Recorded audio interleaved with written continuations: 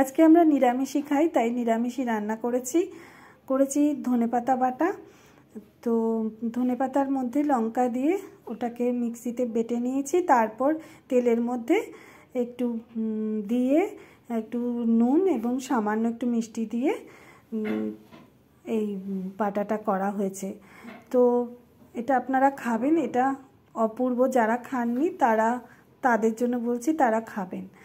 আর তিতে চচ্চড়ি করেছি কুমড়ো দিয়ে, বেগুন দিয়ে, আলু দিয়ে তিতে চচ্চড়ি করেছি আজকে। আর করেছি হচ্ছে মিলমেকারের একটা তরকারি করেছি, এর মধ্যে মটরশুঁটি দিয়েছি, গাজর দিয়েছি, বিট দিয়েছি আর ধনেপাতা দিয়েছি। আর এটা একটুখানি গ্রেভির মতো রেখেছি, যাতে নিরামিষের দিন তো একটু দরকার হয়, সবই মানে শুকনো শুকনো, তাই জন্য একটু গ্রেভি রেখেছি।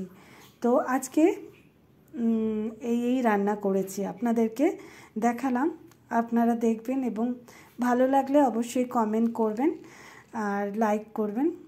আর একটা কথা বলবো যে ফেসবুকে সবাই সবার পাশে থাকো, সবাইকে এগিয়ে যেতে সাহায্য করো, এটাই বলবো।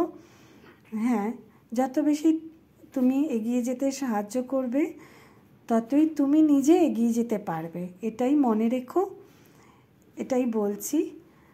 তো এরকমভাবে এগিয়ে যাও, দেখবে একদিন না একদিন অনেক দূর এগিয়ে গেছো। একটু সময় লাগছে, হয়তো সফলতা আসতে একটু দেরি হয়, সবার ক্ষেত্রেই হয়, কারোর আগে আসে, কারোর ক্ষেত্রে একটু পরে আসে। সেই জন্য হতাশাগ্রস্ত হয়েও না, ঠিক এগিয়ে যেতে পারবে, এইটুকু আমি বলছি। আর যারা মনে করছো যে কাজ করতে করতে টায়ার্ড হয়ে যাচ্ছে, কিন্তু আমরাও করছি, আমিও করছি প্রত্যেক দিনই, প্রত্যেকের ভিডিও দেখে তারপর লাইক কমেন্ট করছি। যতটা পারো ফেসবুকে অ্যাক্টিভ থাকো, এটাই দরকার। যে তুমি একটু অ্যাক্টিভ থাকলে তারপর আবার তুমি চলে গেলে, সেটা করো না, অ্যাক্টিভ থাকো। নতুনদের জন্য বলছি, তবে নতুনদের পাশে যেমন সবাই আছে, আমরা সবাই থাকবো এবং তারাও যেন আমাদের পাশে থাকে, এটাই চাইছি।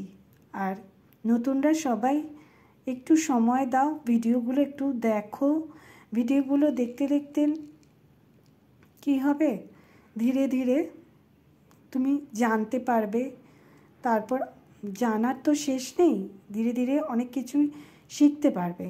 সেই জন্য একটু সময় দাও, নতুনদেরকে বলবো তোমরা একটু সময় দাও, দেখবে সব কিছু ফেসবুকের জেনে যাবে। আজকের মতো এইটুকু, আবার কালকে আসবো।